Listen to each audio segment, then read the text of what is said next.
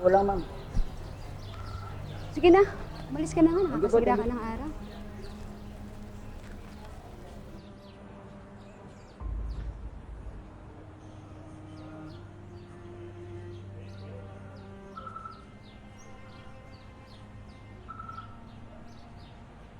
Excuse me.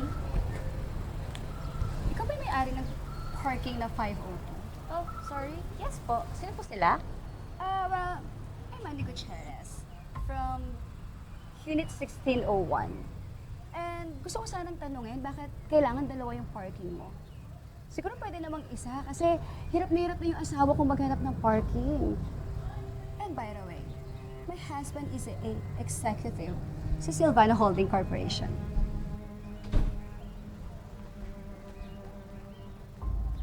Ako si Maki, yung building admin. Meron kang 24 hours para alisin yung kotse mo. Simula bukas, sa kanya na yung parking space. Naiintindihan mo ba? Wait. Ano bang karapatan nyo para kunin yung parking space ko?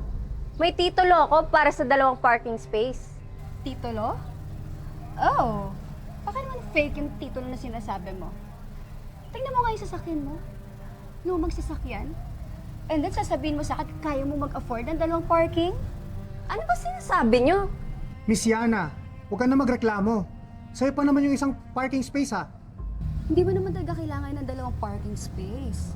Single ka naman.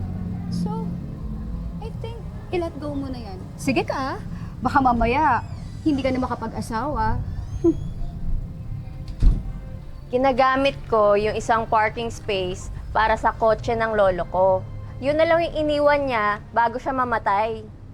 Alam mo, hindi ko na problema kung kailangan mo ng dalawang parking space. Ang sinasabi ko ngayon, tanggalin mo yung isang kotse mo dahil kailangan ko. You know what? This is theft. May titulo ako at kakasuhan ko kayo. What? Kakasuhan mo ako? Then go! Hindi mo pwedeng gawin sa akin dahil ang asawa ko ay isang executive sa Silvana Holding Corporation. Kaya kahit anong sabihin mo, wala kang magagawa. Management is following board resolution. By the book tong lahat. Kung ipagpapatuloy mo pa yung pagmamatigas mo, pwede ka namin palayasin sa building na to.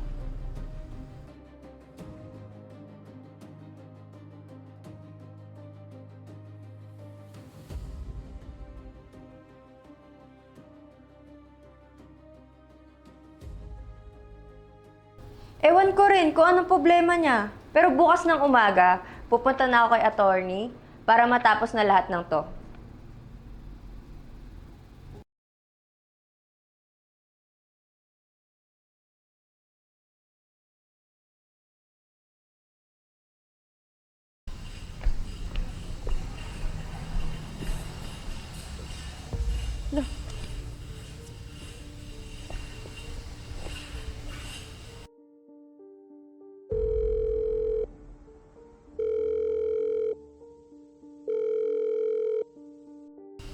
Hello? Yes, nandito ako ngayon sa parking. May gasgas yung sasakyan ko eh. Ganun ba? Anong gusto niyong gawin namin? Teka, building admin ka, di ba? Responsibilidad nyo, Alagaan yung mga sasakyan na nakaparada dito. saka wala bang guard na naka-duty kagabi? Saka alam ko may CCTV din kayo, di ba? Di ba pwedeng i-check para malaman kung sino gumawa nito? Actually, nakadown kasi yung CCTV namin kagabi. Nakascheduled siya for maintenance. Scheduled maintenance? Libo-libo binabayad ko para sa association dues, tas wala man lang nagbabantay sa parking lot nyo? Ganito, Iha. Hindi kami pulis. Wala kaming magagawa para sa'yo. Kung may problema ka, sila yung tawagan mo.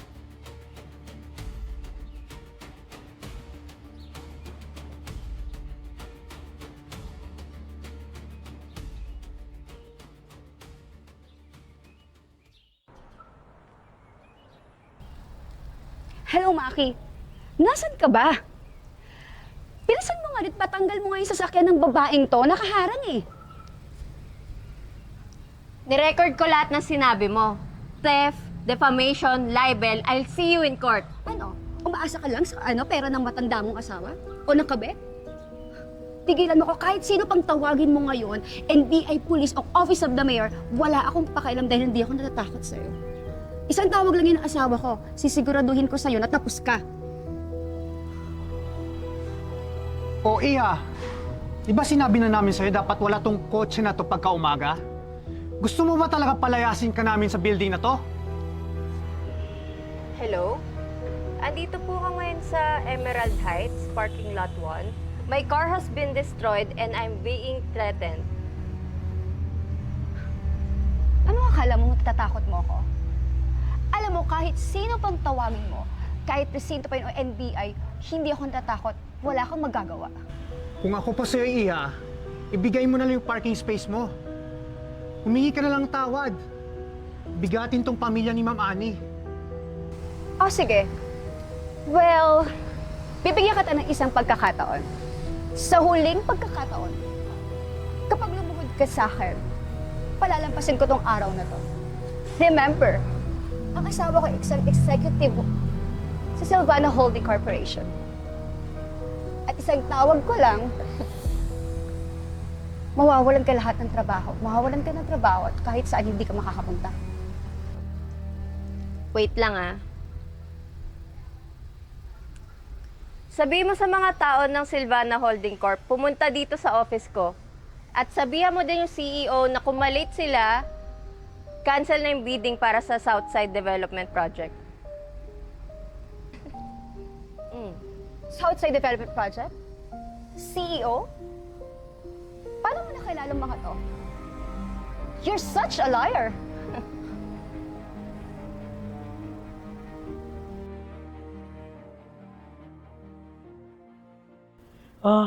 Ma'am Yana, pasensya na po kayo. Umalis po kami agad-agad.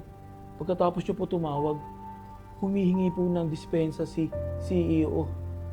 Ako po yung pinapunta niya rito para ayusin to. Pasensya na po kayo. Who the hell are you? Ako yung general manager ng Silvana Holding Corp. At ikaw si Annie Gutierrez, di ba? Yung asawa ng mid-level department namin. Tama ba? Pakisabi nga kay Mr. Gutierrez, tanggal na siya.